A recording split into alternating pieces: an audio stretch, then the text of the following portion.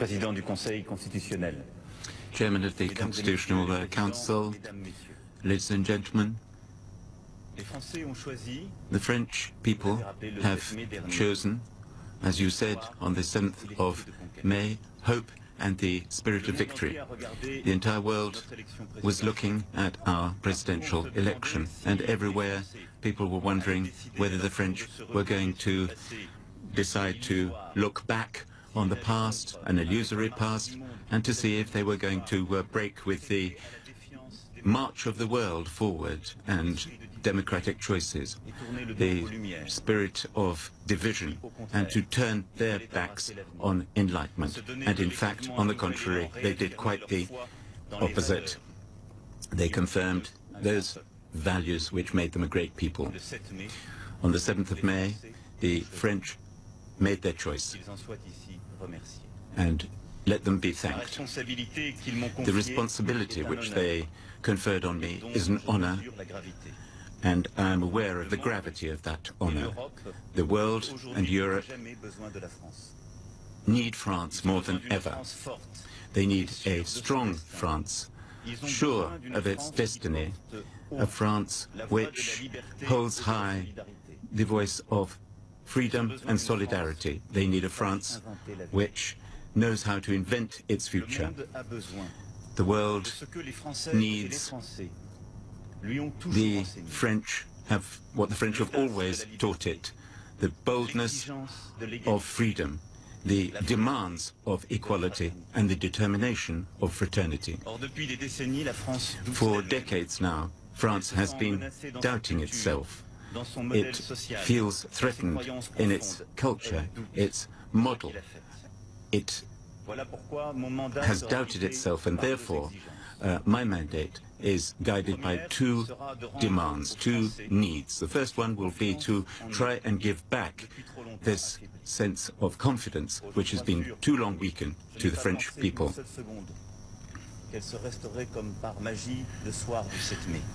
And I am absolutely sure that this cannot be an overnight business. It will be a long and indispensable labor. It is essential that our country, which seems to be beleaguered by what is happening in the world, we will have to tap all the resources of all the nations of the world. And I am absolutely convinced that the power of France is not in decline, and that we are at the dawn of an extraordinary rebirth, because we have all the assets in our hands, those which make the powers great in the 21st century. And I shall not yield one iota to the commitments which I have made to the French in that regard.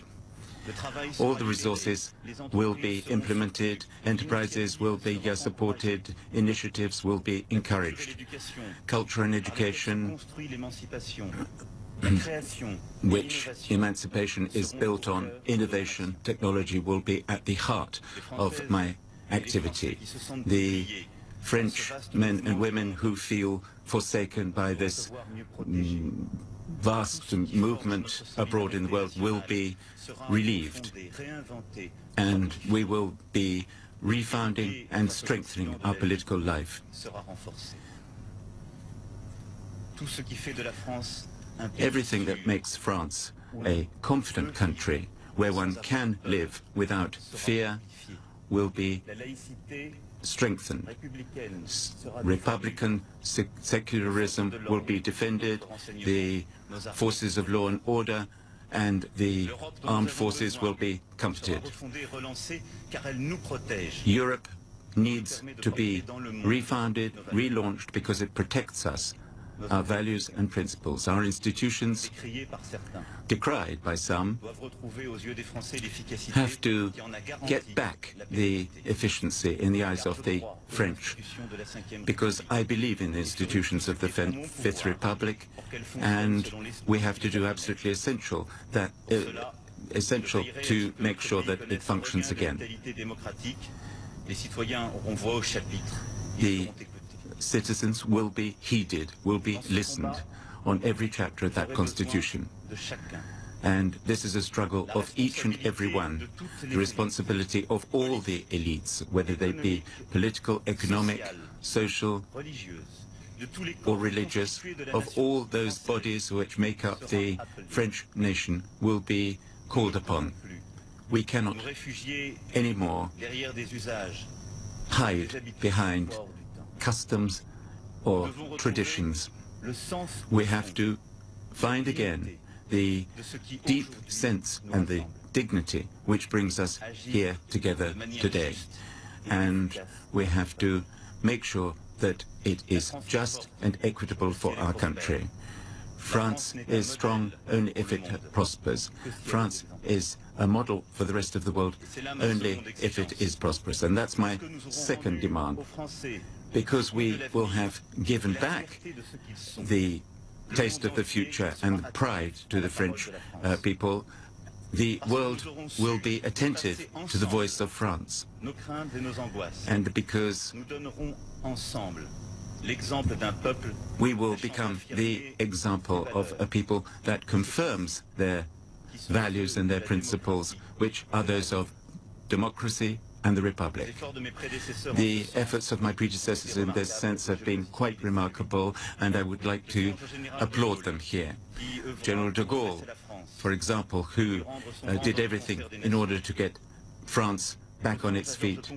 And I'm thinking about Georges Pompidou, which made of our country a major industrial power, and Giscard d'Estaing, who made France a modern society, and François Mitterrand, who reconciled the French dream with the European dream, Jacques Chirac, who, in the name on behalf of our nation, said no to new wars, and to Nicolas Sarkozy, who energetically combated the economic crisis which believed the entire world. And then, of course, François Hollande, who made sure that Paris was on the map in terms of climate change, and who combated terrorism. Their activity over all these last decades was damaged by the discouragement abroad in the French nation, by people who felt forsaken and forgotten. What France has to say to the world was weakened by a world situation which was discouraging. Today, ladies and gentlemen, it is high time today to stand proud and challenge the times. And the difficulties have to be overcome, whether they are economic, social, political, or moral. For the world expects us to be strong and forward-looking, and in solidarity with our partners. We shall assume all our responsibilities to respond pertinently, appropriately to the great challenges, whether it be the immigration, migration flux, the excesses of global capitalism, and of course terrorism. Nothing will affect only a part of the population, but all together. We are united, we are all neighbors, and France will always ensure that it is on the side of freedom, human rights, and always to build peace, sustainable peace. We have an enormous role in checking excesses and defending liberty and freedom. That is our vocation. For that, we will need a more efficient, democratic and more political Europe, because it is the instrument of our power and our sovereignty. And I shall work at that. Geography has shrunk and time has accelerated. We live through a period which will decide the future of France for decades to come. And we are struggling and fighting not only for this generation, but for the generations to come. It is up to us, all of us, to decide on the world in which these generations will live. And that perhaps is our greatest responsibility. We have to build the world which our youth deserves. I know that the men and women of France at this moment expect a lot from me.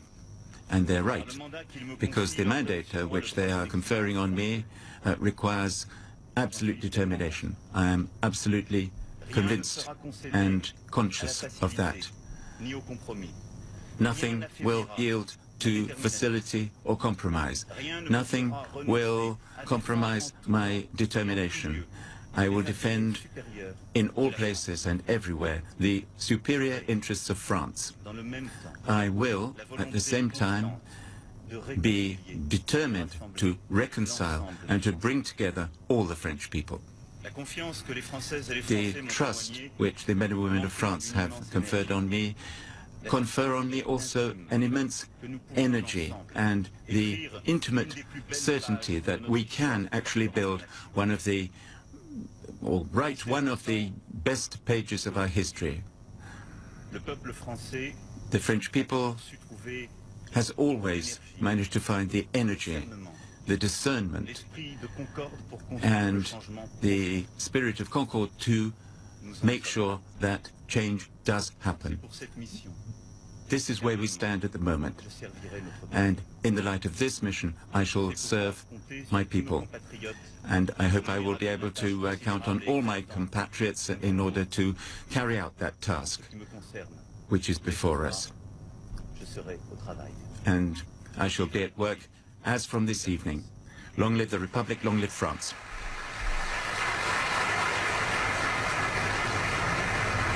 (11:36) in the French capital. In the morning, you're seeing the transition of power. Emmanuel Macron, now the president of France. Just a moment ago, he addressed the French people there, giving his vision for the future of that nation.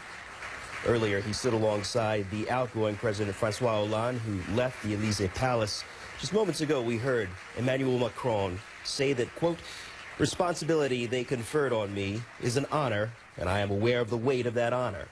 He also said that the world needs France right now, and said that there are two main principles for his leadership. First, to give back a sense of confidence in the nation of France, saying that things like innovation, things like military support will be front and center for him. And also saying, the second principle for him, that when France upholds its values, the world will be attentive to the voice of France. The French president also congratulated his predecessors, talking about the history of that nation, and also looking for a future where he brings the country together. You're watching CNN Live coverage, again, 11:37 a.m. in Paris, 5:37 on the U.S. East Coast. We'll be right back after the break with more coverage.